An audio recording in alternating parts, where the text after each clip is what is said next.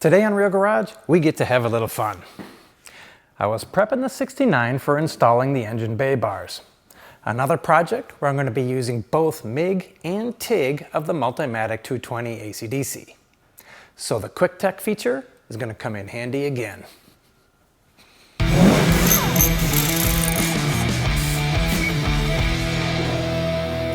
I've been trying to get a tour of Miller to see where these machines are really built. The call came in and today is that day. And I'm bringing y'all with me. Appleton, Wisconsin is only about 1,000 miles from me here in North Carolina, so if we leave now, we'll get there by noon.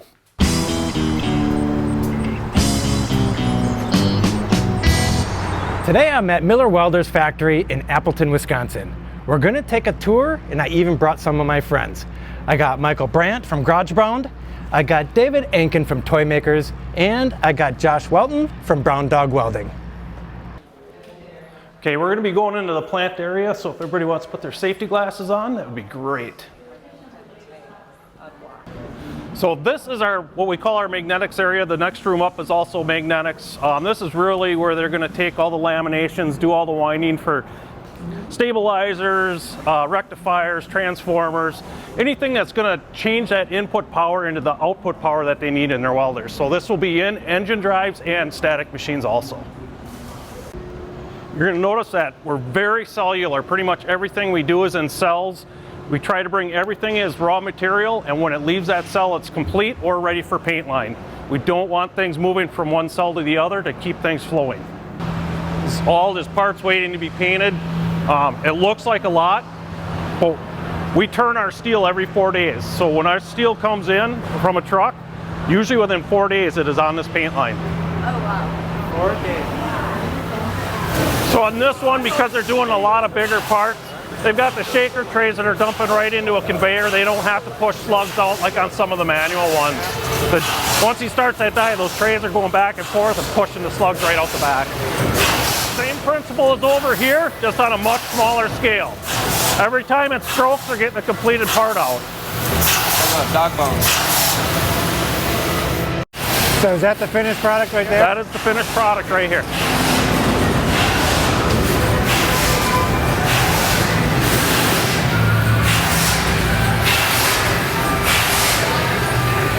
Tell me that ain't nothing. Yeah, that's pretty cool. I'm amazed how smooth they can actually trim that piece. Yeah, because I would use a water jet to do that. Yeah, So or they're stamping it. yeah, it used to be stamped, and then they would take that sheet off and put it in the shears and cut them to the right size. But you're right. This whole thing does everything. And it's stamped. Pretty good. There ain't nothing wrong with that. No, not for this thing. Oh, that's beautiful. That's So, like I said, very cellular. Starts out as a 5x10 sheet. Here it gets punched and formed. It'll go to a brake press to get bent. If it needs any PEM nuts or weld nuts, that'll happen, and then it's right to the paint line. So what's on here today, it can get through the paint line today.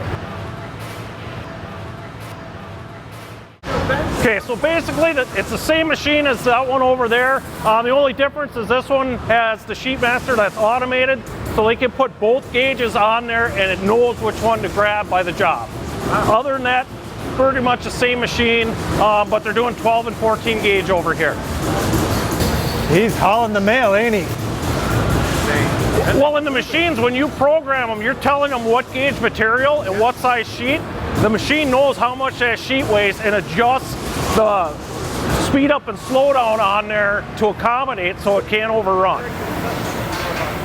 So that Bobcat cover is formed in the die here? Correct. It's going to go in as a blank, Yep. and it's going to go through 3 stages. And the last stage, it will be doing the forming. But the louvers and cutouts, everything are done in that die. Okay, because it's such a wide radius, it'd be hard to do that in a brake. It'd be really hard, especially because they don't have a flat edge. Oh yeah. You know, the edge is curved on those. Oh. So it doesn't make it impossible, it makes it very difficult. So we'll use pin bars with pins on it that match up with the holes to get it at the right angle, but this is a lot more efficient. So that's most of the fabrication area. We're going to go into the machining area. Machine shop, we have about 60 CNC machines that we run 24/6. We go through a lot of brass and a lot of copper. This is just for this area. That is a regulator body. So this is actually a part for Smith Equipment in South Dakota, sister company of ours, obviously. This comes in as a 12-foot bar, comes out complete on the machine. We do the mating part, the bonnet, on this machine also.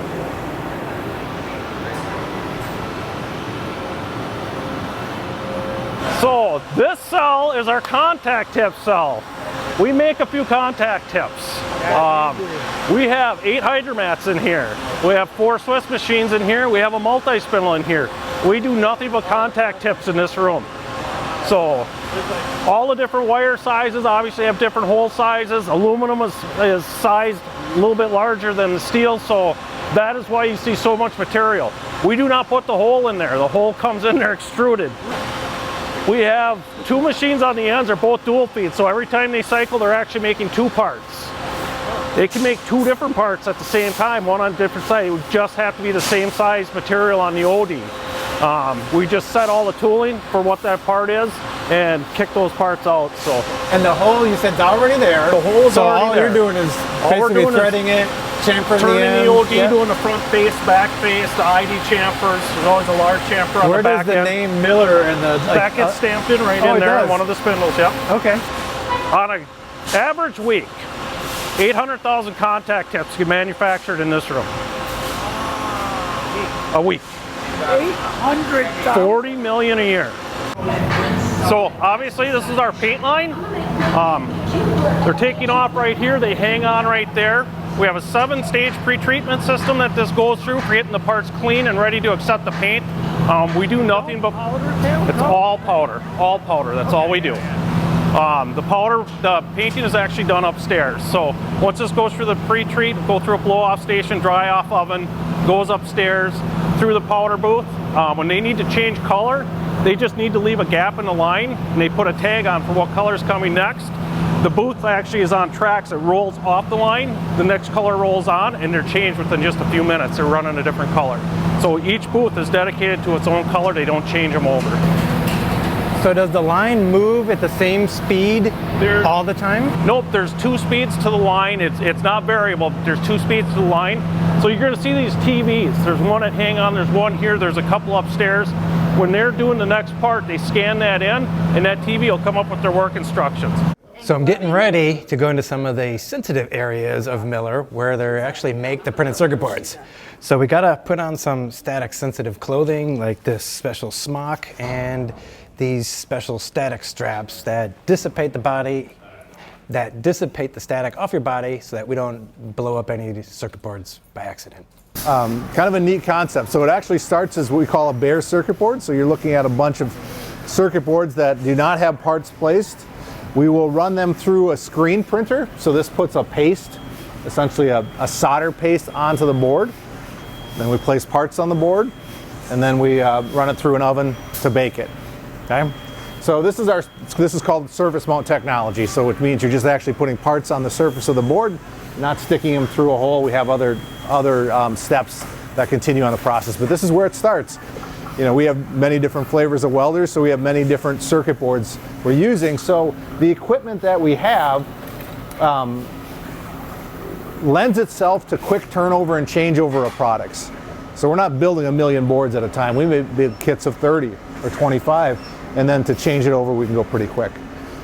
Like if engineering made a change, you could literally implement that probably the next day. Oh, absolutely. If something were to happen. So that wouldn't be the case if you had to work through an offshore vendor or something like that. I mean, a good example, Andy, is just think of the supply chain, right? Yeah. To qualify an alternate part, we can build up prototypes for our division to qualify something. I mean, I think we just had one come through. We turned the board, in the first set of boards in 24 hours. We got them the rest of their kit in 36. Yeah. One of the things we do, right, we want to make sure our product's good. So you will see us testing throughout the process. So as you saw, some of those machines have cameras. They're checking to see if the right parts are. Here it's coming to, this is called an automated optical inspection. This will check to make sure do we have the right parts. So it's reading these barcodes, reading these characters. Is it oriented correctly? And is it, does the solder joint look good? And I like to think of it, I don't know how much you guys think about a welder, but I think, you know, you have your transformer, that's the heart of the welder. You have your sheet metal, that's your skin and skeleton, and this is the brains, right? We're making the brains here. So if we look at the products that we build, which are power electronics products, I'd say about, maybe today, it's probably about 60% surface mount, 40% through hole. And of that, 80% of it we can manually or automatically place. And so it's that 20% that we're dealing with. So something like a higher power transistor that might need a heat sink. Might need a heat sink, might need a rivet or a screw through it, might need some certain lead bent and forming to fit the part on the board. So most of it's automated, but if you look at, you know, the hand play stuff, you have more labor, more people. Well, what we're doing right here is we're automatically putting, we call RTV down. And this is like we love RTV. It's like glue, right? We use a lot of it building our cars. Yeah, so we're putting it to hold parts on. Oh, yeah? And again, you get. Where's your duct tape line? This is kind of it. What I think is really cool about this, so this is just the automated element of it. This is actually doing a couple things. In some cases, we may be fully encapsulating parts to keep dust out of them, but you think of like these large capacitors. I mean, there's a large lever there, right? Sure. A large cantilever, and you know those can vibrate off if you don't have good ways to hold them on. This is kind of a neat thing. This is called a bed of nails fixture. Probably have a couple hundred, we call nails in this fixture that will come up and make connection points to the circuit board and run a series of electrical tests through there. And that particular layout is specific for whatever board you're testing, right? Exactly. So that whole thing changes Per board. All these are different fixtures that get used. And roughly on average, how long does it take to test? About a minute. About a minute a board. 30 seconds. Yeah. Depends on what board. So you're measuring, making hundreds, if not thousands of measurements in that time to make sure I got the right part. Is it functioning as expected? Things like that. So again, quality is driven throughout the whole manufacturing process. Yeah, so for us, at the end of the line, we check the machine, what we call as a high pot, it's a high potential, high voltage test that just checks connectivity, make sure all the wires, everything is connected properly. If it passes, then it goes into this long-term test. Every product, without exception, goes through a 2-hour test, and it puts through all the ups and downs of a typical, like you would use in your field. And only after that, if it passes that, it goes to packaging. Otherwise, it goes back into the line, correction, and then repeat the test. So this is the way we secure our brand. And then from here, we load the boxes. They go to a central warehouse. All our divisions send it to one place. And from there, whatever order we combine, mix and match, and then it ships out. So we have 4 warehouses around the country. We ship within days. Yeah. How many people actually put their hands Assembled? on this machine? Yeah. So this one is about 12. 12 people. Yeah. So 12 this people can pump out up to almost 90 machines, 90 a machines day. a day. Yeah. No, for 90 we need like 13 or 14 people. Okay. Yeah. So that's pretty efficient process. So for the team's safety, we don't have them work on the same spot too long. So every 2 to 3 hours, they will rotate. Oh, that's good. Otherwise, if you keep doing the same, by the end of the day, your shoulder would be... Not only that, you're not short-staffed either. If somebody's Correct. out, you got somebody who can move. You're like- cross-trained, exactly. Yeah. So we cross-train on the line and we cross-train across lines also. Oh, that's handy. Yeah, because sometimes all of a sudden we get a huge demand for this, then we can move people here, get this line going faster than normal. So again, same logic. You'll see the brain and the heart coming together here, the power source, the wind tunnel, front, back. So you see Jose has that screen on his right, and he's got that the tool that's hanging. It's a single tool that's controlled by that computer. So only after you tighten the 2 screws to the right torque, it will allow you to go to the next step, to the next step, the next step. It's pretty phenomenal. Now, a lot of these, like inverter machines, they have very static sensitive parts in them. Yes. Now, are there static precautions here? You see those white fans on top? They create deionized air that way. Because you remember you get static electricity going. So everybody wears shoes over here. That's why we are not allowed to go there. We don't want to get into a space that is electrically charged. You know, it's more for the machine. The electric charge is not very high, it won't hurt you, but it will do something to the components. So that's what those fans, that till the wrapper comes on, they make sure that the zone is, So yeah, certain things that you don't even see, but there is precaution being taken for that. This was the first attempt at making a power source and a feeder, and he said, instead of keeping this separate, can we make it combine? So he took this and he took it home and he started building it. You can see, you know, the feeder systems, all separate buttons, and this is what gave birth to the Millermatic 51 years ago. And this building now exists, and that Millermatic family has spawned into so many Millermatics and Multimatics now. But this is what it started. So Lloyd Gerke lives in town. He was here actually a few days ago. And he said, hey, I have this old machine if you want for the museum. I'm like, thank you. And I said, what, how can we, you know, we'll give you something, you know. I said, like, I don't know. So he was still welding with this last week. No way. Yeah, Chris picked it up. And so, yeah, so we're going to clean it up. Mr. Miller worked for a guy by the name of William Kurz. The company was named Kurz and Root. Kurz put in the first hydro plant, and it was an Edison plant down in the flats of Appleton. And there's correspondence going back and forth from Edison to William Kurz down at the Historical Society. And that's where Nels learned something about electricity. He was just a farmer, and I say that great admiration when I say, you know, just a farmer. Yeah, exactly.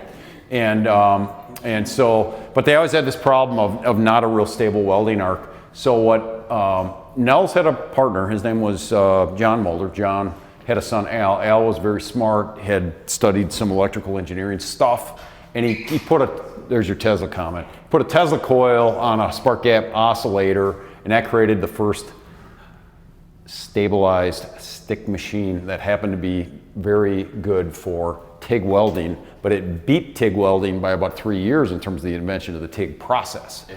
So, you know, we've talked about Nels, and that's him. Unfortunately, he died in 1962. His wife her name was Betty. We called her Mrs. Miller. And she ran that company with their daughter, Mrs. Gilson. That's Al Muller, the guy that put the stabilizing circuit on the TIG machine thing. And it's son, and he was a genius, and these two were good financially, and it made a good deal coming together. This was on, I guess, West, I saw Mason, they say in Wisconsin on that. Anyway, this was the first plant here that we just walked in, and that brick building's the old headquarters, and this is, you know, several additions on. 1945, that's it right there. And then 1962, add on. Looks like the mobile home guy that keeps adding on when he has more kids. And 87, you know, we're pretty much here, and now we're into this building here, which is last. It's not plant, it's engineering, mostly labs and stuff like that. So what we try to do is put all the sensitive stuff on the outside. The fans are on the inside here, so we're blowing air through the transformer and the kind of stuff that really gets hot. The heat sinks, you know, are here. Those are power electronics. So, you know, I think he used a good analogy. The circuit board's up here on this one. That's the brain. The wiring harness is like the nervous system, and the power electronics are really the muscles in a modern welding machine. But this is what I worked on my first years, and this was trying to get the inverters going. This is all electronic machines. We had two projects going on. We had the Synchron right here, and we had the arc packs. And you know, this was early inverters and really hard to get the electronics to work. And by about 93, we had it pretty well figured out. Well, that tour was totally awesome. And what you just saw was a brief sample of what we got to experience. The tour was 6 hours long, and we still didn't get to see it all. There's over 1 million square feet of manufacturing under roof and 1,500 employees. The employee involvement programs and manufacturing efficiencies are impressive. My favorite parts were the Multimatic 220 assembly line and how they go through final tests before shipping. Also, the printed circuit board department was amazing. And the machine shop is insane. They make over 800,000 contact tips a week. Maybe they should change Wisconsin from the dairy state to the MIG gun contact tip state. All right, I guess we'll knock out the engine bay bars on the next episode of Real Garage.